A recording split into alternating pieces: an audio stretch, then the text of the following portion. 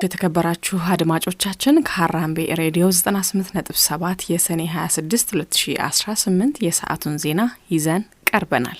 ልንነግራችሁ ካሰናዳንላችሁ ዜናዎች መካከል ዋና ዋናዎቹን እናስቀድም።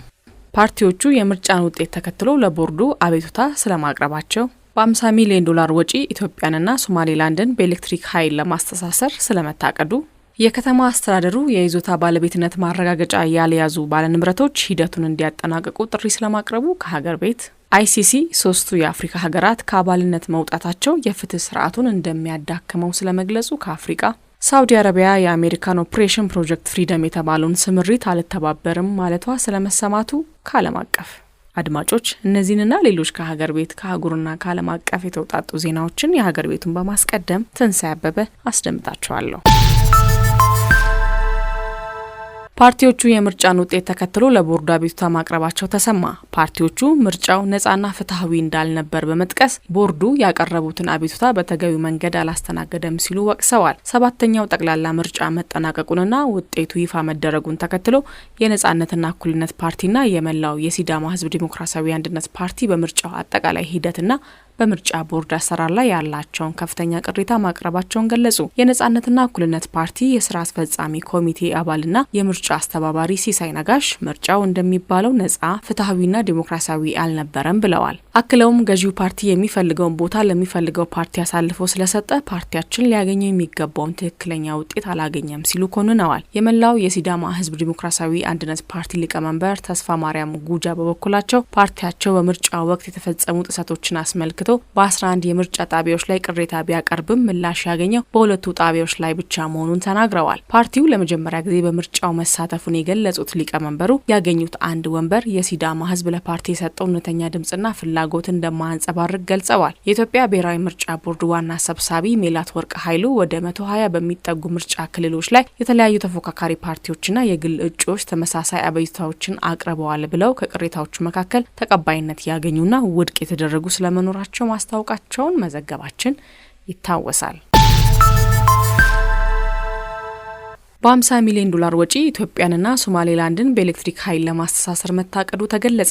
የኢትዮጵያ ኤሌክትሪክ አገልግሎት ከውሃና ኢነርጂ ሚኒስቴር ጋር በመተባበር እንደ አውሮፓውያን አቆጣጠር በ2028 በ50 ሚሊዮን ዶላር ወጪ የኢትዮጵያንና የሶማሌላንድን የኤሌክትሪክ ኃይል ትስስር ፕሮጀክት ለማስጀመር ማቀዱን አስታወቀ። ሚኒስቴሩ ይህንን ያስታወቀው ከዓለም ባንክና ከሌሎች አጋር አካላት ጋር በመተባበር ተግባራዊ የሚደረገው ብሔራዊ ኤሌክትሪፊኬሽን ፕሮግራም ፍኖተ ካርታ ይፋ በተደረገበት ወቅት ነው። በፍኖተ ካርታው ከተካተቱት እቅዶች መካከል ዓመታዊ የኃይል ሽያጭ መጠን በሰዓት ከ1500 ጊጋዋት ወደ 5000 ጊጋዋት በላይ ለማሳደግ የሚለው ይገኝበታል። በአሁኑ ወቅት ወደ ኬንያ፣ ሱዳን፣ ጅቡቲና ታንዛኒያ የሚካሄደውን የኃይል ሽያጭ አጠናክሮ ለመቀጠልና ከሶማሊያ ጋር የሚደረጉ የኃይል ግዢ ስምምነቶችን ለማጠናከር እንደሚሰራም በፍኖተ ካርታው መካተቱ ተገልጿል። ዘገባው የሪፖርተር ነው።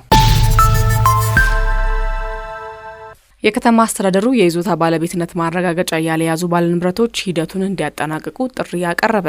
ከሪል ስቴት አልሚዎችና ከግለሰቦች በሰነዶች ማረጋገጫ ንብረት ገዝተው ወደ መሬት ተቋማት በመቅረብ ስም ያላዞሩና የይዞታ ባለቤትነት ማረጋገጫ ያልያዙ ባለንብረቶች ሂደቱን እንዲያጠናቅቁ የአዲስ አበባ ከተማ አስተዳደር ጥሪ አቅርበዋል። የከተማ አስተዳደሩ የመሬት ልማትና አስተዳደር ቢሮ ኃላፊ አቶ መኮንን ያኢ ለመገናኛ ብዙኃን በሰጡት ማብራሪያ የስመ ንብረት ዝውውሩ በወቅቱ አለመደረግ ንብረት ገዝተው ነገር ግን የንብረት ባለቤት ማረጋገጫ ያልያዙ ወገኖች ለጉዳት እየዳረገ ነው ብለዋል። የቢሮው ኃላፊ ስለ ስመ ንብረት ዝውውር ምንነት ሲናገሩም አንድ ሰው ያፈራውን ንብረት በራሱ ለሌላ ሶስተኛ ወገን የሚያስተላልፍበት ስርዓት መሆኑን ጠቅሰዋል። የመጨረሻው ግብም የይዞታ ባለቤትነት ማረጋገጫን መያዝ ነው ብለዋል። ነገር ግን በተለያየ ምክንያት ይህንን ሳያደርጉ የቀሩና የሚቀሩ አካላት መኖራቸውን የጠቆሙት ኃላፊው ከዚህ በፊት ሽያጭ ገዝተው ወይም ሽጠው ነገር ግን የስም ዝውውርና የይዞታ ካርታ በስማቸው ያላወጡ ባለንብረቶች ለአደጋ እንዳይጋለጡ በማሰብ መንግስት በአጠረ ጊዜ ሂደቱን እንዲያጠናቅቁ ጥሪ ያቀርባል ብለዋል።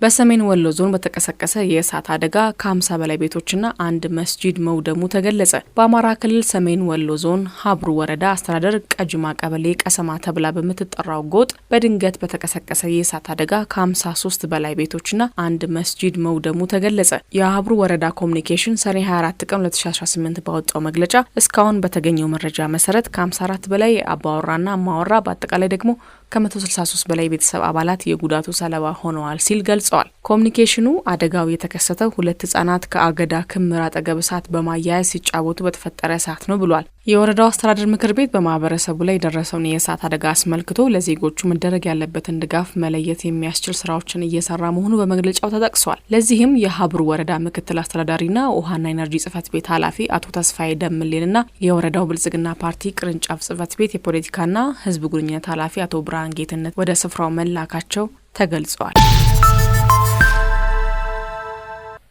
የሱዳን ጦር በቻድ ድንበር አቅራቢያ የምትገኘውን ኩሉብስ ከተማ መቆጣጠሩን አስታወቀ። የሱዳን ጦር በቻድ ድንበር አቅራቢያ የምትገኘውን ስትራቴጂካዊቷን ኩሉብስ ከተማ መልሶ መቆጣጠሩን አስታውቋል። ኩልቡስ ከተማ በሰሜን ዳርፉር በሚገኘውና በመንግስት ጦር ቁጥጥር ስር ባለው የአልቲና የድንበር ከተማና በፈጣን ድጋፍ ኃይሎች ቁጥጥር ስር ባለችው በምዕራብ ዳርፉር ዋና ከተማ አልጂኔና የድንበር ኮሪደር መካከል የምትገኝ ስትራቴጂካዊ ስፍራ ናት። የጋራ ጦሩ ባወጣው መግለጫ ከተማዋን መቆጣጠሩንና አርኤስኤፍ ኃይሎች ላይ ከፍተኛ ሰብአዊና ቁሳዊ ኪሳራ ማድረሳቸውን እንዲሁም ወታደራዊ ተሽከርካሪዎችንና የጦር መሳሪያዎችን መማረካቸውን ገልጸዋል። ይሁን እንጂ የቀረበው የድል መግለጫ በገለልተኛ ወገን ያልተረጋገጠ ሲሆን የፈጣን ድጋፍ ኃይሎች በጉዳዩ ላይ እስካሁን የሰጡት ምላሽ የለም። ከመንግስት ጦር ጎን የተሰለፈው ሌላ ቡድን በበኩሉ ባወጣው መግለጫ የፈጣን ድጋፍ ኃይሎች የኩልቡስን ከተማ ድንበር አቋርጦ ለሚገቡ በሺዎች ለሚቆጠሩ ተዋጊዎች መሰብሰቢያና ከአልጂኔና ጋር ለተያያዘው የአቅርቦት መስመር እንደ ዋና ማዕከል ሲጠቀምባት እንደነበር ገልጿል። ከሚያዝያ 2015 ዓ.ም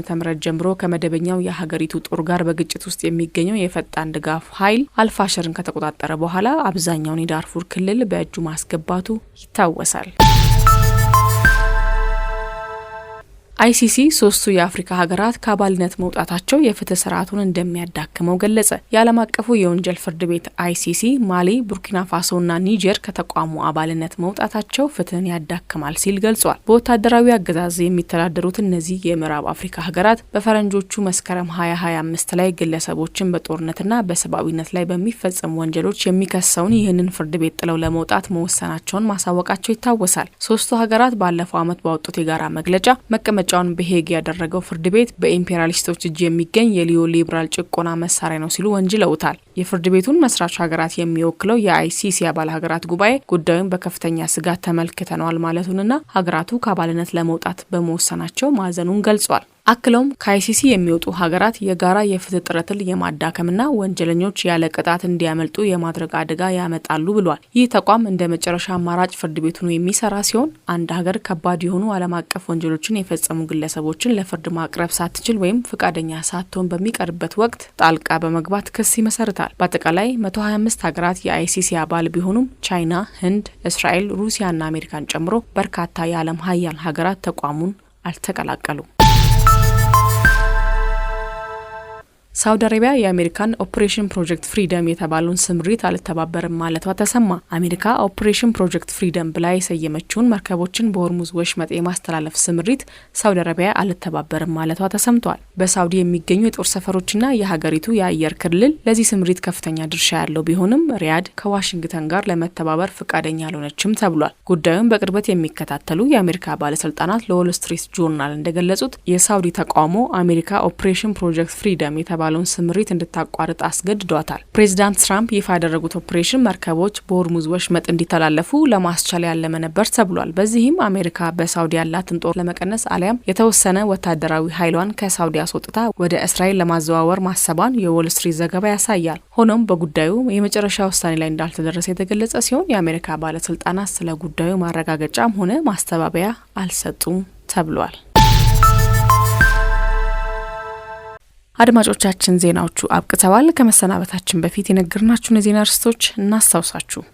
ፓርቲዎቹ የምርጫን ውጤት ተከትሎ ለቦርዱ አቤቱታ ስለማቅረባቸው፣ በ50 ሚሊዮን ዶላር ወጪ ኢትዮጵያንና ሶማሌላንድን በኤሌክትሪክ ኃይል ለማስተሳሰር ስለመታቀዱ፣ የከተማ አስተዳደሩ የይዞታ ባለቤትነት ማረጋገጫ ያልያዙ ባለንብረቶች ሂደቱን እንዲያጠናቅቁ ጥሪ ስለማቅረቡ ከሀገር ቤት፣ አይሲሲ 3ቱ የአፍሪካ ሀገራት ከአባልነት መውጣታቸው የፍትህ ስርዓቱን እንደሚያዳክመው ስለመግለጹ ከአፍሪካ፣ ሳውዲ አረቢያ የአሜሪካን ኦፕሬሽን ፕሮጀክት ፍሪደም የተባለውን ስምሪት አልተባበርም ማለቷ ስለመሰማቱ ከዓለም አቀፍ።